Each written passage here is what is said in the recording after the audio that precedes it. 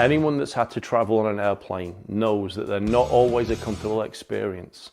When you put people in proximity, tempers will flare and attitudes will shift and change.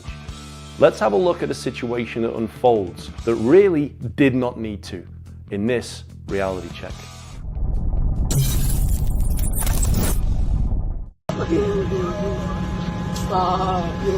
I want on the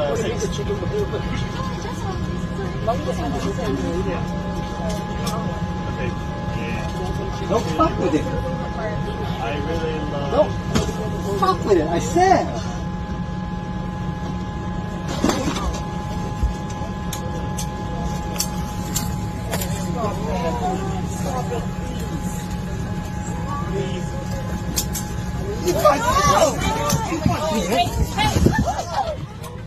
Chill, bitch. Y'all both gonna get kicked off the plane. Just chill out. Just chill out. Yeah, maybe y'all shouldn't sit together no more. Yes. I opened this then. No, it's hitting me in the face. I told him that this is not yours. This is criminal. Yeah. This fight occurs over air conditioning. Let that sink in for a moment. Something that's designed to cool you down, in this instance, heats things up. One gentleman decides that he's going to have the air blowing on his face because he's hot. He wants to cool down, he wants to relax, he wants to sleep. The guy next to him, and let's be fair here, he's one seat over from him, doesn't want it there, and he starts interfering with it. Already we have what's an insurmountable impasse here. The air conditioning units are designed to be adjusted to blow onto the individual that wants them. That shouldn't be something that's news to you out there. But if you've never been on an airplane, now you know. I suspect there's a little bit of a language barrier here as well, and I'm not blaming anybody for that, but it can factor into frustrations. If you've ever seen a child get angry and throw things and have a tantrum, as often as not it's because they can't quite communicate what they need to get across, and the anger builds up in them and the frustration comes through. This can be the same when we're looking at situations where language barriers can enter into it. That does not, however, give you carte blanche to be an absolute dick.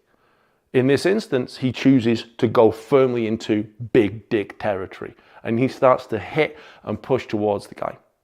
That's always going to cause problems. When you make it physical, you have now committed the assault. An assault can be done with words. A situation that's going to be an assault can be preemptively entered into. But when you actually start touching people without their permission and without reason, you're already in the criminal side of things. The reaction he gets from the guy in the chair is an interesting one. There's a sort of, you did not just do that situation. And then he pops in one back out as if to say, I'm not standing for this, and that's my line in the sand. Very understandable. Is it something that I would necessarily do on a plane? Maybe, maybe not. I'd like to say that I'm calm enough that I wouldn't have popped him back. I think deep down low I know I would have thrown one back. I'm aware of my own shortcomings and I'm aware of my own lines in the sand. You put hands on me, chances are hands are coming back at you. Doesn't mean I'm going to pound you through the floor, but it does mean there'll be an education process coming along with that. As he gets up and he gets aggressive, you hear one of the other passengers shout out, guys, you're both going to get thrown off the plane. The guy with the travel pillow on, who was the first to be assaulted, actually looks at the hostess and calls them over. Smart course of action. Because if there's someone on there which is designed to deal with these situations, you want them involved. You want them over and you want them to handle it. As he does that, he goes to sit back down again. And the guy that didn't want the air in the first place takes advantage of that and starts swinging punches. Now we've hit that line in the sand. Enough is enough is enough.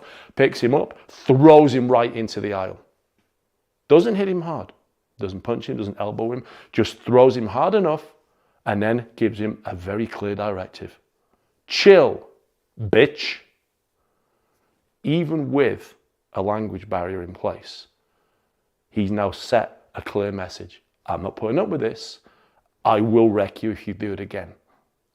So we've gone from disagreement.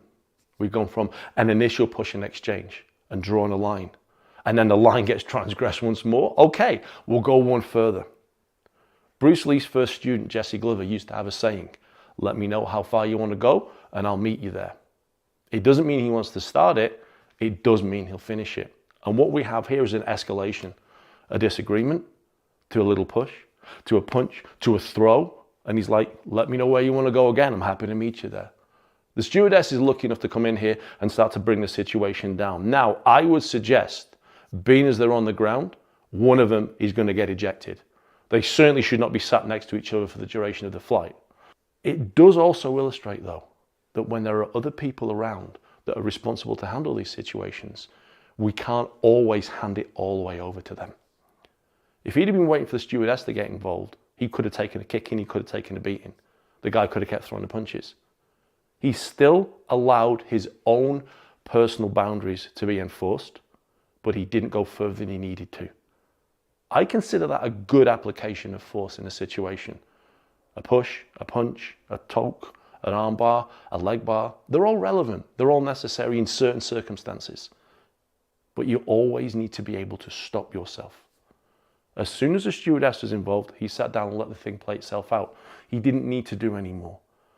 But he also wasn't willing to let himself be a doormat and walked over. This is important. Our own rights are sacrosanct to ourselves. The rights of others are sacrosanct to them. Whereas they meet in the middle, this is where the conversation has to happen. In this case, it was with full contact sign language. I wish it wasn't that instance. Maybe the stewardess could have come in sooner, but perhaps she was busy with something else.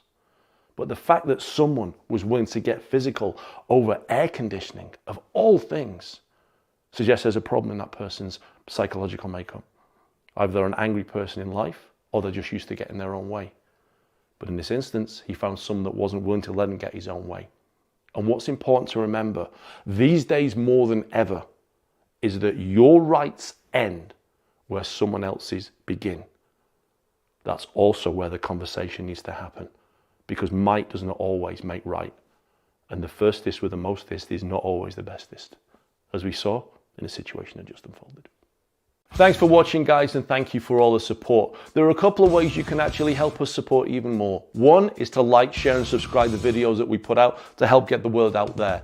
The second one is to buy the Reality Check training course that we put out. The link is in the description. That's over 7.5 hours of quality content designed to help you realize who you are and the decisions that you make. And the third and brand new way is to click below and join our Patreon, where we're going to be happy to keep providing you content with exclusive updates. And thank you for helping us help you.